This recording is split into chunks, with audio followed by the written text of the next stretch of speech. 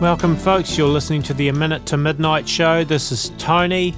Just want to say we put our shows first and foremost on our website. They go on our website now before they go on YouTube or on iTunes. You can find them on YouTube and iTunes, but if you want to get them immediately, they come out. AMinuteToMidnight.com is the place you want to go to first for that. I'm very pleased to be able to welcome Stan Deyo back to the A Minute to Midnight show. The last time we spoke was back in March, so it's really nice to be talking to you again today, Stan. Well, thank you for that. The time passes very quickly, doesn't it, Tony? There's so much going on these days. Absolutely there is. And talking about that, I remember you on this show talking about Mohammed bin Salman well over a year ago, and you were looking at him as, you know, a potential big player, and we've seen him moving up the world stage a lot in the last few weeks. So I thought, I've got to talk to Stan about his thoughts on this. So here we go. Well, okay, Tony. It's going to be one of those kind of things where you're sorry you were right, because this guy is really going to be a big player and I think pretty crazy one. As you said, what was it, 2 years now? 2006, a year and a half ago, I guess, I did that Atlantis lecture, and in that, of course, I did point to Mohammed bin Salman as a potential Antichrist candidate. It wasn't a popular opinion amongst the other folks who are watchmen, Christian watchmen that talk about the end times Antichrist. They all maintain it's got to be a European guy, or maybe the Pope or something over there, and I was just following what the Bible was saying and kind of trying to not listen to everybody else and just see what the Bible said. And that's kind of what led me to the Saudi royal family, I guess, would be the main thing. You remember in Revelation 13:18, I'll just read that, just only a short paragraph. It says, "Here is wisdom." Here and wisdom are two important words. "Let him who has understanding," in other words, who can decipher this, "count the number of the beast, for it is the number of a man, and his number is 666." So I had to look in the Bible for things that were connected with wisdom. Well, Solomon was historically in the Bible the wisest of kings, right? His wisdom was legendary in the Middle East. Okay, and so did Solomon have anything, 666 connected to him? Yes, he did. That was reported to be the amount of gold that he took in from tributes and mining and stuff every year, 666 talents of gold. So I thought, gee, this is too coincidental, because there's another verse in there which says, the Antichrist is going to cause fire to come down in the sight of man from the sky. Yep. And I thought, remember Solomon, he made that long prayer when he was dedicating the temple to God, at long prayer, and then fire came down from the heavens and lit the sacrifice in front of the men of Israel, not the men of the world, but the men of Israel. But the Antichrist is going to bring fire down in the sight of the men of the world. In other words, it's a worldly system rather than the Hebrew system in Israel. So I thought, well, there might be something to this. And so I looked up about Solomon, his name.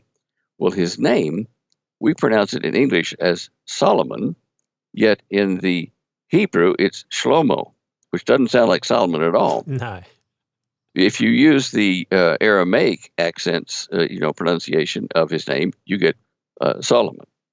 Now, Solomon's mother, Bathsheba, was previously married to Uriah the Hittite, and of course they had their own religions and history, which dealt with the whole Arabic group of nations' history. In their history, King Solomon was the great wise man who even controlled demons and stuff. They spelled his name Salman or Shalman, which is seen or sheen, the same letter with a little dot on it in either Hebrew or Arabic. So Shalman is mentioned in the Bible as Shalmaneser the Great, the first king. You see how it's all starting to fit together? Yes. And so, I looked at that. I said, Holly, come look at this. I said, I can't believe this. This is pointing to a whole new area here, a whole new history. the Arabic Solomon and the Israeli Solomon are kind of mixed together, and the English-speaking world and other countries around the Middle East have adopted the Arabic Shalman as the Solomon of the Bible. When they talk about all the things that the Shalman did in the Arabic legends, he had magic. He had a fire weapon that went out ahead of his armies to his enemy countries, and everyone in the opposing armies was killed or frightened to death of this fire weapon that came ahead of his troops. Sounded almost like what happened, in the Exodus, where the Ark of the Covenant preceded, the nation of Israel in the exile there, or in the desert anyway. And so you can see how the stories overlap a bit. So I thought, all right, well, what other variations of this name are in the Middle East? Well, we've got Soleimani, we've got Suleiman the Great, in Turkey, and I went and looked at all these various pronunciations. And I said, well, who on the political scheme has the name Solomon or Soleimani? Or, really worships? Okay, so now the leader of the Quds force, the Jerusalem force in Iran, is General Qasem Soleimani. So I looked at him first. Now, Soleimani. He's got military tactics and stuff, but how can he have so much power yet? He doesn't. He's just the head of that military force in Iran. And I thought, well, there's King Solomon over in Arabia, and his country and Soleimani are at war, kind of not fighting each other, but they have philosophical differences. Yeah, and potentially war, yes. Yeah, and then I got to thinking, well, what else is the Antichrist, the first beast, going to be recognized by? Well, he beheads Christians and people that won't, worship him. I thought, which is it, the Iranians or the Arabians, the Saudis, that behead people, quite frequently? Yes. It's the Saudis. And I thought, right. So I started looking into the history of Saudi Arabia, and the ruling family, the Saud family, a descendant of that Saud family is, of course, King Solomon and his son, Prince Mohammed bin Salman. Now, it took a lot more of what I'm telling you, because it was over weeks that I put all this together. And what I saw was that the Saud family were really Wahhabi Muslims, very strict, to the letter type, monkish type adherence to the religion, whereas the Sunnis, who are the majority of the Arab Muslims, they were a little bit less, strict, and they had statues that they worshipped, or grave sites that they worshipped, rather, of previous prophets and stuff under Muhammad. Well, the Saud family said, no, that's not going to be done, and so the Saud family kind of settled in Riyadh, right in the center of Saudi Arabia, and they just took over the country and said, you're not going to be this way, you're going to be the way we want you to, follow this branch of Islam.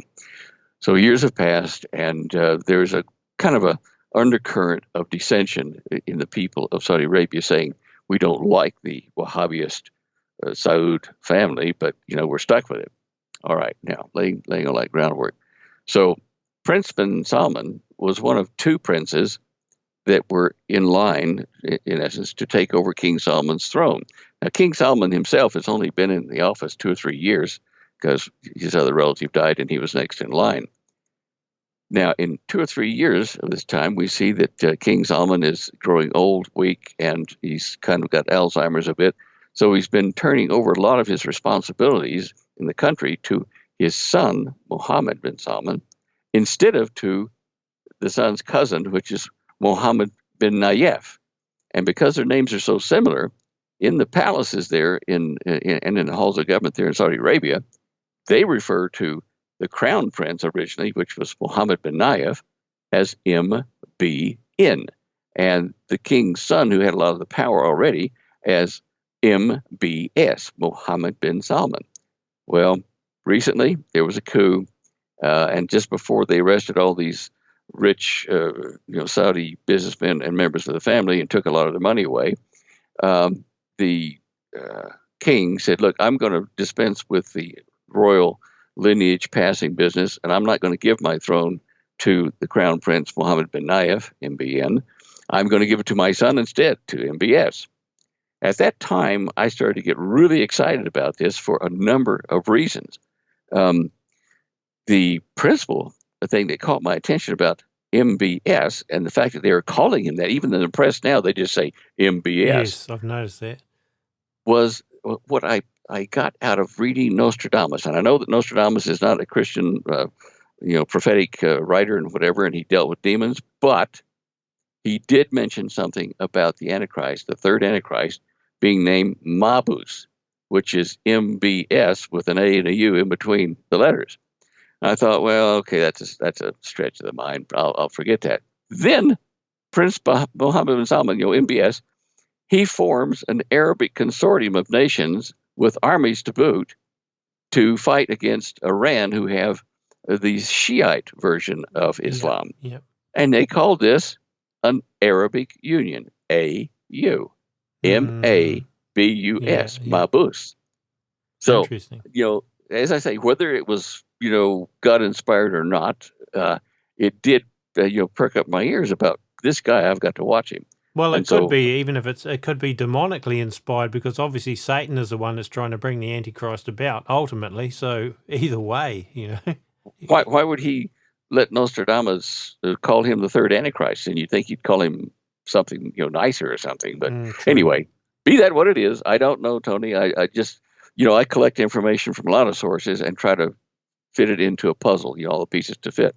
So there's that. Now, this may be a red herring. MBS, Mabus may be directing people's attention to that guy when it may be General Soleimani in Iran who takes over, because they're at odds with each other. Or it could be, Tayyip Erdogan, president of Turkey. Yes. Maybe even Bashar al-Assad. He's a guy whose Islamic faith is not the norm. So I bring this to our attention so that this could be a red herring about MBS. He fits a lot of the markers, but he is careless. He's reckless. He's young. He's not experienced in warfare, really. He proved that in Yemen. But General Soleimani, who he's against, he is a master tactician, and he's even put a personal letter to our Secretary of Defense, probably about 8 or 9 years ago, got it to his desk in the Defense Department without anyone knowing. There it was on our DOD's desk, the Secretary of Defense. Yeah. And so he has connections all the way to get to people direct and kill them if he wants to without anybody knowing about it already. So he's a clever guy, but he's not like a mean-faced, terrible guy at the moment. In fact, when they talk about General Soleimani, they say he's notable for his quiet, lightly spoken, quietly spoken man, a gentle man, and he's a master tactician, in battle. Well, okay, so then I thought, right, okay, that doesn't sound like the Antichrist, who's going to be a fierce countenance and nasty, not yet anyway. Has General Soleimani been wounded? Yes, he was wounded and severely 2 or 3 years ago, but he's back on the mend and rising to power in Iran. So we have him and Mohammed bin Salman fighting each other and getting very aggressive in that they're going to start shooting. So who comes out on top? Is Mohammed bin Salman, as I say, a red herring who's going to be destroyed or not? So then you look at Daniel looking about the Antichrist when someone pushes on him from the south and he's got to do this to the. Okay. Yeah. So if Soleimani's the guy in Iran, certainly Mohammed bin Salman could push on him from the south for Saudi Arabia. Otherwise, if Mohammed bin Salman is the Antichrist, the only people south of him with any gumption is Yemen. And Yemen is, of course, backed by Soleimani pushing on him from the south through Yemen. So it's still a question mark. So please don't think that I'm saying this has to be the guy, but boy, is he close. I mean, wow. Yeah, I mean, I guess the possibility is that there are multiple antichrists as such that will fulfill these roles, and then some sort of a false messiah arises afterwards. I kind of look at that as a possibility, because you do see Erdogan too. People, it's looking at him as a potential antichrist, as you mentioned, and And I kind of look and I'm thinking, are we going to see some sort of an Islamic war, and then they end up basically virtually destroying each other as a possibility, so that you end up with a false Christ rising after these people? I'm not saying that's necessarily correct either. But one thing about Mohammed bin Salman I've noted, because I did a bit of a thing about him and the this Neom city. I don't know if you know about that. Oh yeah, oh Yeah, yeah. well, look, he's calling that, a place where all religions will be comfortable, and connecting it, the whole thing, absolutely everything, to the Internet of Things, and with artificial intelligence. And that Saudi Arabia is, given Sophia the robot status, citizenship status. But to me, the interesting thing is, it's sort of like Mohammed bin Salman is looking to create supposedly a moderate form of Islam, rather than the nasty kind of what people think of the extremist Islam. He's trying to do away with Or that. like the Wahhabi thing. So you say he's going against the God of his fathers? Yeah, well, yes, and he could. I'm not saying, like you, I'm also not saying he's the Antichrist, but I'm looking at him really closely as well, because it could be that Islam is not the religion of the Antichrist, but this globalist kind of universalistic religion. And if he can convince Muslims, that Islam is just part of something else, then I will really be watching him even closer. Because, like you, ever since you spoke to me about him, I've been watching this guy really closely. And Well, look at the. Sorry. Go on. if he's not the Antichrist, and because I'm not saying he's the Antichrist, but he's certainly, I feel like, a really big player in bringing that system about. All right. Here's another clue that came up when you mentioned Neom. I'd forgotten about this. In Daniel 11:45, it says, "And he, being the Antichrist, and he shall plant the tabernacles of his palace between the seas in the glorious holy mountain. Yet he shall come to his end, and none shall help him." Now, I think it. I don't know whether I quoted that properly about whether it uses "in" or "and," but I'll read it again. "And he shall plant the tabernacles of his palace between the seas in the glorious holy mountain." Now, I think it means between the sea and the glorious holy mountain. And the reason this caught my attention was Neom is going to be put in southwest Saudi Arabia, right there on Yes. where the Red Sea darts off to become the Gulf of Aqaba. And you've got the Gulf of Aqaba, you've got the Red Sea there at that corner. That's two seas. The mountain of God, the holy mountain, is where Moses talked to God. Now,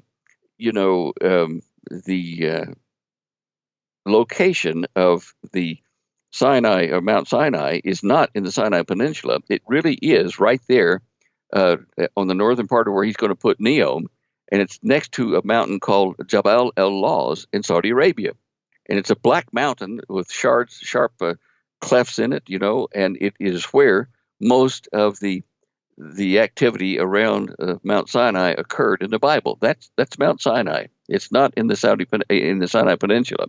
So if he's going to build his rich tents, his fancy tents and tabernacles in between the glorious holy mountain and the seas, that's the spot. Well, So that is extremely interesting. And because the guy that he's assigned to basically direct that whole project is a guy by the name of Klaus Kleinfeld. And he's a New World Order globalist through and through, Illuminati connections kind of guy. And it's like, you're talking about a religion and a city where all religions are, welcome.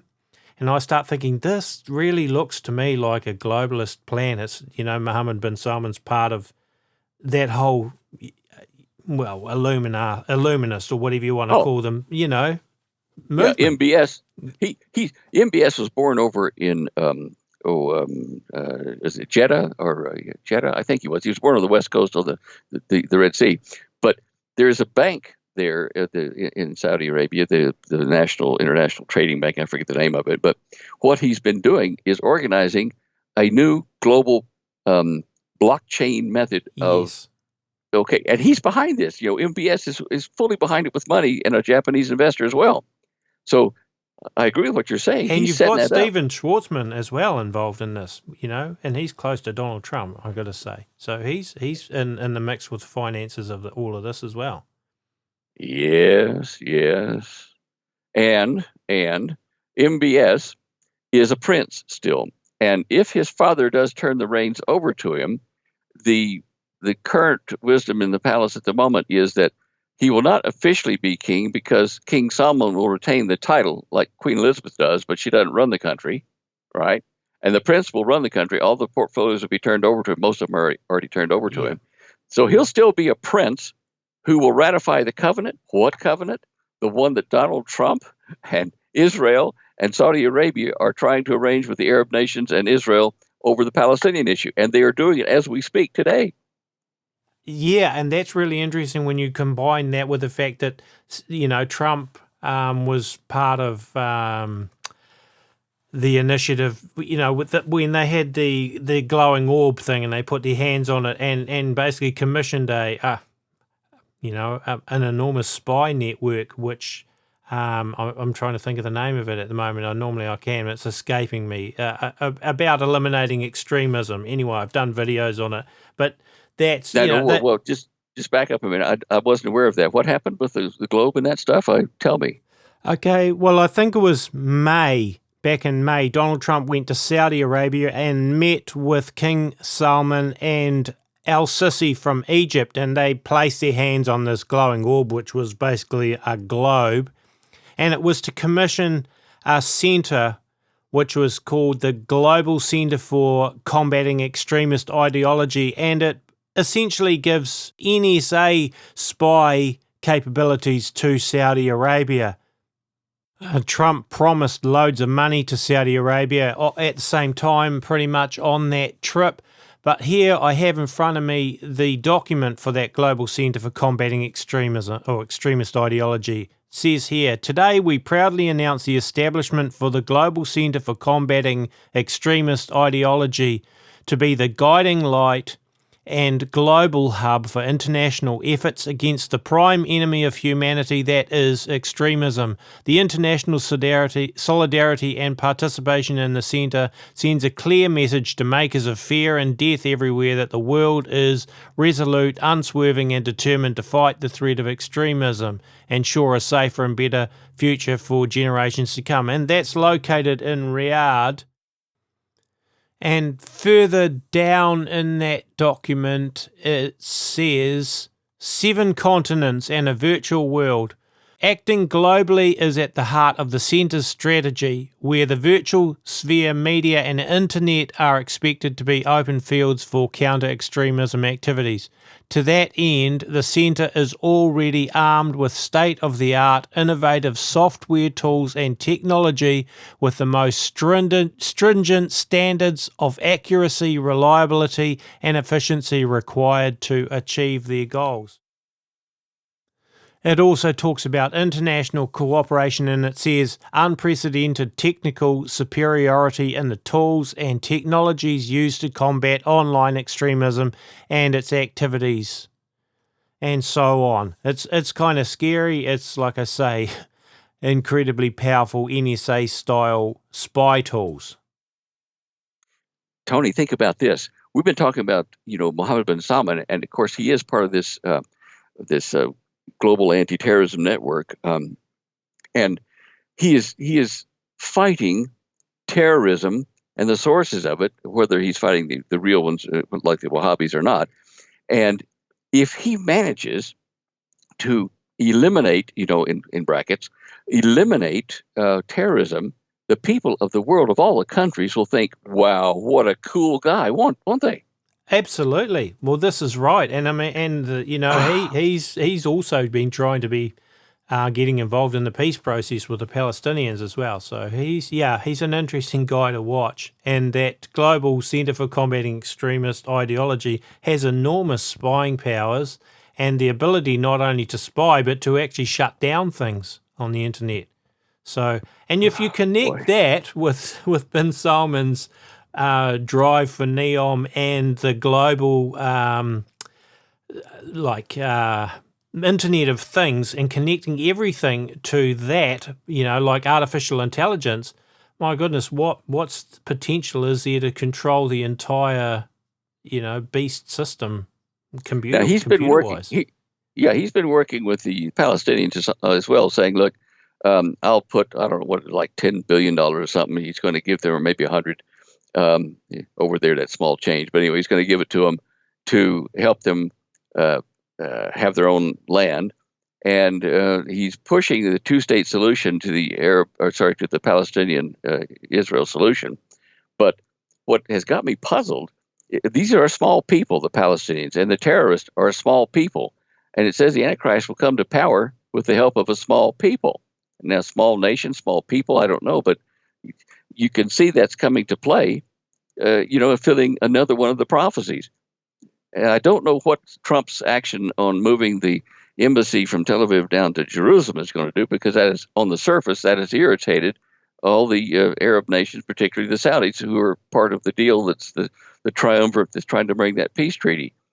I don't know. I marvel at the fact that our president is trying to bring about the peace treaty in the Middle East when we know that so much prophecy is connected with that in a bad way. Absolutely, I totally agree, and I suspect that there's may even be a certain amount of the Illuminati or whatever you want to call them. It's like, this is all taking a little bit too long. We need to create some chaos. Let's just move this thing, and yeah, and then it is creating chaos already. So what do they do when they create the chaos? They try to bring the order, or they create the left and the right Hegelian dialectic to bring the synthesis out of it. So Yeah. I think maybe Donald Trump's kind of fulfilling that role, and it's kind of scary, because I've heard or read rabbis over there that are basically calling Donald Trump King Cyrus, which we've also heard the Nah prophets, New Apostolic Reformation prophets, calling him King Yeah. Cyrus as well. It's sort of like, this is not a good thing. I mean, I totally believe, Israel has the right to choose Jerusalem as the capital. I've got no problem with that. But when you start seeing, the way this is all playing out, the end result we know is what you've already been talking about, is the Antichrist, and setting himself up there. So it's an And and interesting picture. and think about this, Tony. For what, 2,500 to 3,000 years, the Arabs, particularly Saudi Arabia, but the Arabs and Israel have been mortal enemies, right? Yes. Over property disputes, Yeah. basically, land disputes. And now all of a sudden, here's this upstart young, prince coming up, and he says, "Oh, okay, look, let's be friends, Israel." Do you trust him, Tony? Oh, absolutely not. No, Oh no, I gosh. don't. But the other aspect of this is the opposition from Iran and from Erdogan of Turkey to this whole thing. And maybe it's, I'm not saying it is, but there's the whole King of the North versus King of the South, which you mentioned before. Perhaps that's where this is.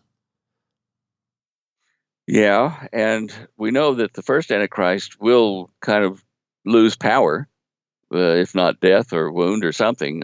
There's a number of ways to interpret those prophecies about that. But the second beast that follows him does all of the nasty things like the numbering and stuff, in the name of the first beast. Yeah. He holds him up to be the hero.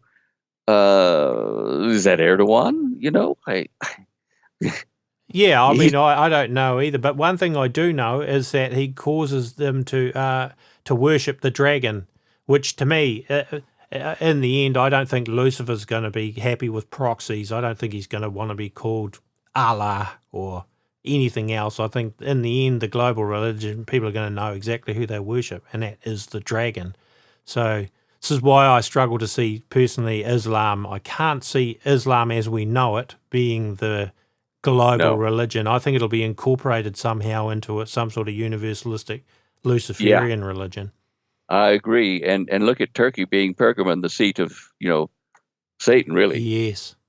I mean, it just if people aren't paying attention, they're going to miss all this. And seeing this come to this point, I think about when Paul told the Thessalonians, don't worry, because they were panicked that, they'd been left behind, the rapture had occurred. And he says, "Hey, excuse me, has the man of sin been revealed yet?" Yeah. Okay, so if the man of sin is not revealed yet, then there's time between this instant and when the rapture takes place. So if the man of sin is revealed, to be Mohammed bin Salman by something in the next 2 or 3 weeks, then I'd say the rapture is pretty close, or the next 2 or 3 months, the rapture is pretty close. Wouldn't you think so? Well, I'm kind of, I don't really have a definitive position on the rapture. I kind of tend to lean more towards the pre-wrath kind of scenario, but I haven't totally discounted a Okay. pre-tribulation rapture either. So I, Well, I try not to, I don't pigeonhole myself on that one. okay. All right. All right. I agree. And if the man of sin is not revealed until the middle of the tribulation, where his true colors come out, then that's pre-wrath, isn't it? Yeah. So You're talking yeah, about the first. Yeah. So okay, maybe the next 3 years, or 3.5. But either way you look at it, we are very close to something mighty happening. I think so. I actually believe 2018 is going to be a huge year. I'm pretty Agreed. convinced that it is. So Yeah. Yeah. that it kind of makes me now go off the subject a little bit. But when I think about 2018, I'm looking at the whole nuclear war situation, and I know on your website there you've got a bit of a thing about 8 countries preparing for nuclear war. So what are your thoughts on that? Well, yeah. A number of things. I know that we're going to have a nuclear confrontation somewhere, at least one, maybe two. North Korea is the obvious one, but North Korea is really kind of a pawn of China and Russia. And before Russia, we had the Soviet Union, before it broke up. The Soviet Union had a pact with China called the Sino-Soviet Pact, in which they declared America their enemy, their joint enemy, and they would work together. Now then, the Soviet Union per se is not reformed, but yet a lot of the satellites are being kind of allied with Russia, Yes. now. So we've got that resurfacing. So the situation in North Korea has pulled American naval facilities over into the China Sea region there. And the more that are there, the less that are available for a Mediterranean or Middle Eastern operation, which is kind of splitting our forces in 2 places when our military equipment stuff is kind of antique and, not been replaced by the last 2 administrations. So we're prime targets for a nuclear attack ourselves, first on our troops and then on the country, or at the same instant. And you see in the Middle East with Iran now pushing hard, to gain nuclear weapons, in the public anyway, but with their alliance with Russia, they could get nuclear weapons at the snap of fingers. Now, Mohammed bin Salman and his Arab alliance, one of the key members of it is Pakistan. Pakistan has nuclear weapons. So both sides of that conflict have got nuclear weapons. Wow. They're just, this is one of the major curves that we know are all going to come to a head at once. Massive earthquakes in diverse places, famine, pharmacopoeia, the drug situations all over the planet. Now we're talking about, the opiate crisis here openly here. A new disease, pneumonic plague or something may strike at the same time. We've got threats of asteroids coming close that may hit the Earth, a threat there. We've got overpopulation. We've got famine. We've got weather. You see all these crisis curves are not just happening one after the other. They're happening together. Yes. And, you can see the famine. You can see the earthquakes. These are all happening together, which tells us that the possibility of nuclear involvement is very high just to defend resources like food and water and stuff like that between nations. So, yeah, I'm watching that like it's the pages of prophecy unfolding right before us. Not only, of course, has Saudi Arabia not really got nuclear weapons of its own at the moment, but if they're aligning themselves more with Israel, then Israel could get involved as well, because you have, the whole situation with Iran and their involvement in Syria, and we've got to see Damascus destroyed at some point. So I wonder who's going to be the one that destroys it. That's interesting. I don't know. Well, the Saudis could certainly use the Pakistani weapon in their alliance, and they could take out Damascus because that's part of the headquarters or the operation for the Shiites under Qasem Soleimani, but also the Israelis, as you say. The Israelis sit on a dead man's switch. Basically, they any tick of the clock, 16 miles across their border or something, troops and nuclear things could be used against them. So they're not going to take threats lightly or ponder them. When they see a clear and present danger, they're going to take it out in self-defense. Now, what concerns me is they may do that, but then the Saudis may turn on them once the Saudi alliance has destroyed Soleimani, if they do in fact, and destroy Damascus. They may turn left on the road to Damascus and go right into northern Israel and take Israel. This is my concern: is that they will show their true spots. The leopard doesn't change his spots, and that the leopard stands for Saudi Arabia in this case. And so, yeah, gosh. Yeah, of course, the one thing that, no, there's more than one thing. Israel's got oil and they got gas. That's a big thing, which could lead to, the Gog-Magog situation. And also they've got incredible technology and, people that know a lot about computers and all of that. And I start thinking maybe then that Israel will get involved in this whole NEOM project in some way as well through their technology, and the scientists and stuff. So they kind of got that edge as well over Saudi Arabia. They're much more technically, I think, savvy than the Saudis. Well, they are. And you know that, like it or not, the Israelis have built 2 or 3 smart cities which run on ID numbers totally. Everything is automatic, and I talked to one of the guys that advised Prime Minister Netanyahu on this. They have smart cities, which are really, controlled in so many ways you can't believe it by computers. So he could share that with the Arabs, no problem. Yeah, that's interesting. I wasn't aware of that. Well, look up look up smart cities in Israel, and it'll give you a rundown on the names and placement of them, and see how they're running. I mean, they're your worst nightmare. I mean, talk about personal ID being everything, and they know everything about you, what you need, and streets will light up when you walk past. And and the Arabs are doing this. They're starting to follow suit with that over in Dubai. I think I saw a documentary on it where a guy that I know who's formed a multi-billion-dollar company now, Jack Dangerman, I met him down in Australia, and his company made some graphics of the Middle East for me for my book, The Vindicator Scrolls. He's over there designing a smart city for Dubai right now. Smart city. Yes, that's interesting. And I think if NEOM goes ahead, like it supposedly will, then that'll be the ultimate smart city. It's 10 times the size of New York. And I actually think that part of the reason that that Mohammed bin Salman basically imprisoned all these other princes and rich people and extorted the money out of them, essentially, was to fund the city of NEOM. There was a multi-billion-dollar boost for it right there to get it off the ground. So that'll be the ultimate smart city if it really does happen. And if Israel's got that technology, then perhaps they will be involved in sharing that technology in that. Well, they're not the only country doing this. I'm telling you that. But you know how Israeli technology is really, front edge, cutting edge, and all kinds of things in medicine as well. It's an Israeli company that's developed the vaccine against cancer at the moment. That's on my show images page. So you can see the needle that they're drawing the stuff out with. So, yeah. That's okay. Yeah, that's interesting as well. Yes. Yeah. Just going back to the nuclear thing for a minute. What about EMP? What do you think? Is EMP a real genuine threat? Oh, definitely. They have advanced this science to an art in a number of the militaries in the world. You can have the standard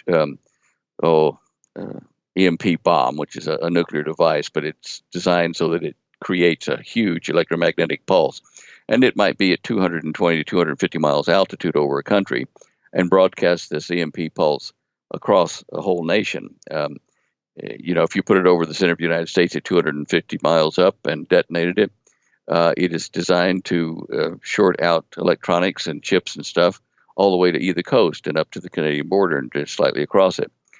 Now, having said that, they've now gone to more target-specific EMP weapons that are in Tomahawk missile-type devices. A Raytheon Corporation here developed it probably 10 years ago. And these devices put out a concentrated beam that they can aim from a Tomahawk-type device at a building. and they can fry all the electronics and the people. If you look at the thing that happened to our embassy down in Cuba, you can see why they were damaged by this. And this microwave is a type of electromagnetic pulse that's focused, and it only hit the target and not, the whole country. Now, my partner Tim Carty and I have been working for several months on something. It started about the 1st of October this year to protect homes and businesses from EMP pulses, so that the equipment and electronics are protected. But that doesn't protect the power grid. The power grid has to be protected by the government and the power companies. Now, I know for a fact that they are putting in protection in key areas, but it'll take them quite a while to get them all done, even with President Trump pushing that. So people need to have auxiliary power, whether it be wind or solar or gas or propane or diesel, whatever. They need to have that to replace the power grid. But if they don't have anything to run because the EMP hit the power lines connected to their house, then what's the good of it? So you're the protector thing that you're designing. Would that how does that protect individual things though? Because wouldn't an EMP fry the chip in each individual device, like in the computer or whatever it is? No, not if you have it shielded. And here's how you shield them. In fact, if you go to let's see, if you go down to slide 42, I think it is, on my show images page, and click on that EMP shield, and then click on resources. It'll take you over to a bunch of links to Dr. Emanuel up in the Colorado Springs area here, that he'll put your mind at ease because of the research he's done on the myths surrounding EMP pulse and what it will hit. According to him, nearly 85% of the cars underneath an EMP attack will just stop, but when you turn the ignition key, they'll start up again. They won't die. Okay? Yeah, and then there are things like if you have TV, communications radio that's not plugged in, it's sitting in the house, not grounded to anything, it's not going to be damaged either because it hadn't got a length of wire in it long enough to receive the EMP pulse frequency. And so for a house, things that are plugged in that you need a lot, like, refrigerators, freezers, communications, TV and stuff like that, computers, all those are hit if they aren't shielded by the pulse that comes down the power line straight into their house. Now that's the transmitted one, as opposed to the direct radiation of the pulse. There are 3 different pulses with an EMP bomb. Event 1, 2, and 3.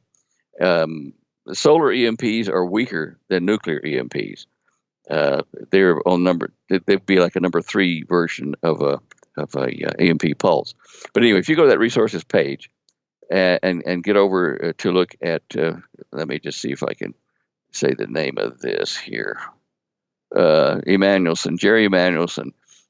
If you look up futurescience.com or go to our resource page and click on all the links we've got there, you can see all his discussions and backups and documentations from even government departments that tell you what things will and will not most likely be damaged by an EMP, whether you got a shield or not. But then what we're looking at is we're designing a free energy type thing from the atmosphere and working on the patents now. And I told him, back in October, I said, look, we need to have some kind of a shunt, protector for our antenna system, because if we're using it to draw electricity out of the atmosphere, the voltage will be high. And should we have an EMP from the sun or from nukes or whatever, it could fry our operation.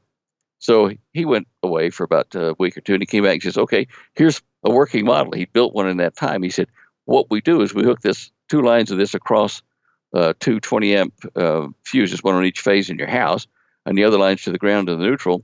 And when an EMP pulse comes down the line, our device will now pick it up now it's less than a billionth of a second. It'll recognize there's a voltage rise coming, and it'll shunt it down to ground away from your house.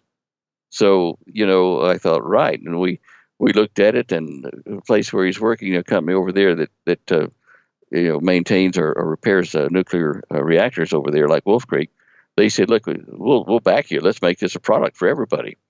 Now then, we've got more than 60,000 people interested in getting one of these, and we've got to figure out a way to actually make them to deliver them.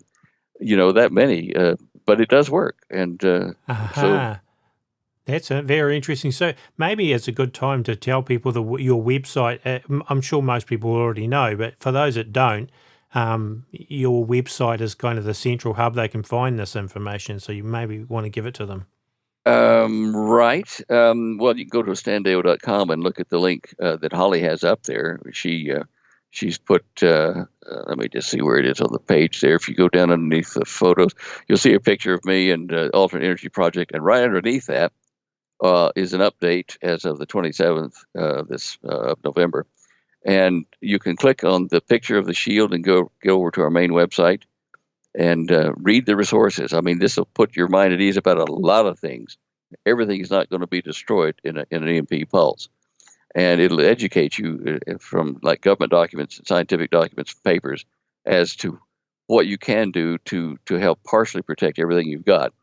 The only big worry, of course, is, as we've said, is the power lines connected to your house from the main can transmit a healthy EMP pulse and zap the chips. So that's why we designed this thing. And this is, we had it tested over the government DoD lab, at Keystone Labs in Pennsylvania, and they have not got it to fail yet. And it's 4 times better. Well, actually, it's probably 14 now, I think, but it's at least 4 times better than the military standard for making EMP devices for the military. And the military devices, once an EMP hits, it fries it because they use what's called a metal oxide varistor that burns and takes the discharge. We do not use that, and well, some of our test models did, but our device will not burn up in one hit. You can use it many times to shield against EMPs because you don't know when they're coming. And so, it's just a win-win. And our biggest problem right now is figuring out how to get help to make gazillions of them for Americans to protect their homes, because we're not big enough to do that kind of stuff, but we're trying. So you're trying to raise money to do that? Well, we can get them. We can get some amounts of money, but you need manufacturing complexes, which my partner and CanSeal, who are our partner in this, they're out looking right now then to find sources that have already established assembly lines that make components and circuits for us, so we get robots to do it. And hopefully, from what I heard today in the meeting, let's see, I think they said we can make 30,000 units a week with that, and maybe more. But it's manpower, it's buildings. We've had to go out and look for another warehouse or turn it into a manufacturing complex, plus subcontract to people to make the parts for us. Wow. Sounds like a huge undertaking, but it sounds like it's well worth it. You mentioned Holly a minute ago. I believe she's also done a revised, updated edition of her book. Is that correct? Yes. She did an overhaul on pictures, brought things up to date, deleted things that were no longer working companies or products were replaced with better ones, that kind of stuff. And so it's the same number of pages, but she redid quite a bit of it. She was going to just make some minor changes over a weekend, turned into a 6-week project, but because so many things need to be updated. And but we've got it in stock now. It just arrived last Monday. Is that right? Yeah, Monday came in, and we've been throwing them out the door as quick as we can. And people are buying them in bulk because they understand what the problem is in the world and the need to prepare. Yeah. So maybe better give out the name of the book. I don't think I see it. Oh, right. Sorry. Well, on our homepage, standeo.com, you'll see the article at the top in green, and it says it's about the Dare to Prepare book, and we have it on Amazon as well. But here on our website, you'll see a green Christmassy ribbon over the pictures of the books down there, and it's sitting on Prophetic Perils and Dare to Prepare. And so if you click on Dare to Prepare, the new 6th edition, it'll give you a rundown of what's in there. She's updated that page, and then if you want to order, you can click on the Order Now button, and it will take you over to our shopping cart, where then you can purchase the book and read about it more if you want to there. So the Dare to Prepare, all about it is on standeo.com and then over on our main website. And I know a lot of people think that it's kind of the ultimate preparedness manual. So, that's great. Sounds great. She daily updates the news summaries, except, one day of the week we take off, but about things that relate to prophetic events and social events that people need to be aware of to see what's happening to the world and where we're headed. And I think that it's like reading your own like selected news for you if you're of the mindset that we are, Christian mindset in the end times. So go there every day and just read what she's got. Most of it's pretty serious stuff, but she'll have the comic of the day and chuckle of the day and, videos that are lighthearted up the front. But then the serious stuff is down below to look at as well. Sounds great. I know our time's pretty much, almost at a close here, but I noticed one other thing is your free energy project. Maybe you could just explain quickly what that's all about. Well, in 2008, I filed a patent application for a way to set up an antenna circuit, long wires, basically what it amounts to be responsive to the vibrations in the atmosphere, physical vibrations created by the solar wind particles hitting our upper atmosphere and causing charge variations in the atmosphere, which is a dielectric medium like a capacitor. And so I designed a way to convert that to usable voltages to run, 120 volt stuff in your house, or in Europe it'd be a different voltage, but basically to get electricity out of the air. And I started my research with stuff from Dr. What's his name? John Trump, President Trump's uncle, Dr. John Trump's work. I met with him in Boston, and I studied the work and talked to the son of T. Henry Murray about the way he did it with an antenna, and he didn't know where he got it from, so the patent office wouldn't give him a patent, but I found out where it came from, and the patent office still wouldn't give me a patent, so we're going back to fight them on a legal battle about why they have to grant my patent. But anyway, that's the device. It's a thing that works day and night. The energy coming from these systems drops by about 25 to 30% at night, but it works night, day, whether there's wind, whether there's not wind, whether there's sun or not sun. And it is kind of the ultimate free energy device for Earth. Well, you can understand why they don't want to give you a patent, can't you? Because, free energy that would just do a whole lot of big corporations out of a lot of money. The reason for getting a patent is to keep us, my partners and I, from being sued by someone who holds a patent, saying you can't make or sell this kind of thing. So the patent application is just to protect us. Now, whether they give it to us or not, we can still release the concept on the internet, which we plan to do, because we cannot possibly manufacture this system and install them for millions of people. But we can tell you how to do it. And what we can do is cut links of wire and get components and put a kit together and say, oh, here's a kit that you can use to put it together yourself. So that helps. That's it. We're not trying to make a fortune on this. It's just trying to figure out how to get it out to people. That's hugely interesting. Yeah. Well, maybe you have to talk about that another time. This has just been a fascinating discussion. It's gone so fast, Stan. But it's awesome. Have you got any last thoughts that you would like to share with our listeners? Well, I just think it's a good time to clean up your act if you're backsliding a bit in your faith. It's a good time to be closer to the Lord than you ever have been, and to pray every day that you're found worthy to be delivered from the judgments that are coming and the chaos during the reign of the Antichrist. We're all going to die at some time normally, but I think we'd prefer not to die at the hands of a fanatic ruler like that. And so that's why you pray for protection for you and your family and your businesses and friends daily, at least once a day. And that's the parting word. Well, that's awesome. I just want to say a huge thank you to Stan for coming on the show. I always look forward to interviewing you. It's been quite a few months, but gee, this has been well worth it. So thanks immensely for coming on again. Thank you for that. And send me a link to your thing on that global terrorism thing, and I'll have a look at that too. I'll do that. Awesome. Thank you, Tony. Thank you. Bye-bye. Folks, A Minute to Midnight is run entirely by donations. There's only a small group of people that do give to us, but we really appreciate your support, especially over the Christmas New Year period when I know it gets pretty tight for everyone. So yeah, I want to say thank you, and if anyone wants to help us out, it's much appreciated. And as I mentioned at the beginning of the show, you can find all of our shows. They go on aminutomidnight.com first, and then usually a day or so later we put them up on YouTube. You can also find them on iTunes as well, and so we have them as video and audio downloads, all on aminutomidnight.com. We also have a forum if you want to join that, a community forum where you can join in on discussions on the website, so you may want to check that out. Of course, we have a Facebook group as well, a Minute to Midnight Facebook group, which you're welcome to join too.